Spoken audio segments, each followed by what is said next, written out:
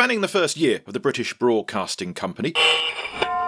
14th November 1922, the BBC launches live in London. 2LO Marconi House, London, calling. With Arthur Burrows delivering a simple news bulletin, once fast and once slow, making the second thing ever on the BBC a repeat.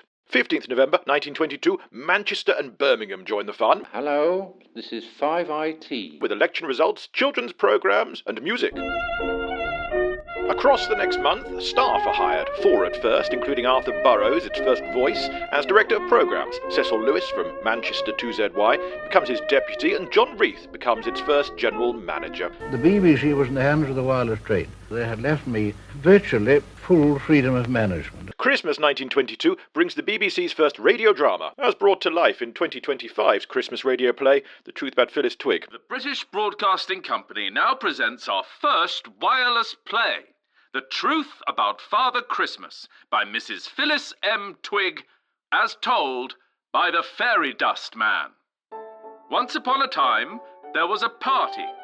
Also the first religious broadcast on the BBC. It is my privilege, by the aid of the wizardry of Mr. Marconi in this wonderful house, to speak, as I understand, to many thousands of people. New Year sees pandemonium reigning in the one-room BBC until they move to bigger premises at Savoy Hill, but not before outside broadcasts from Covent Garden's Royal Opera House, an unwise political debate from a nearby theatre. The atmosphere in the hall was very tense. The red flag in all its fury and all its glory. And what a row there was about it. Peter Eckersley joins as chief engineer, helping new stations off the ground from Cardiff. This is 5WA, the Cardiff station of the British Broadcasting Company, calling. And Glasgow. Hello, children. Well, it's Tuesday again. There are Shakespeare plays on the air, Women's Hour, sports reports, daytime concerts, a wireless manhunt, a government inquiry. Some of the newspapers raised a tremendous racket about monopoly. PMG appointed a committee, undersights, and put me on the committee. I asked him, will you please put me on the committee? And he was criticised for that, but it made an immense difference. Not everybody's a fan of this Beeb.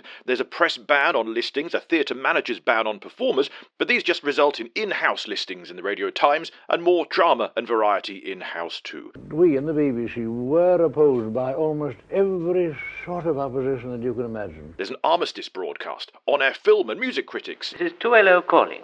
Now, tonight you're going to hear the first of a series of dramatic criticisms called News and Views of the Theatre by Mr. Archibald Haddon, the BBC dramatic critic. Hello, playgoers. Simultaneous broadcasting scattering London across the land. New radio stars like John Henry. The next time there's any experimenting to be done with elephants, I shall not be present. Year 1 is done.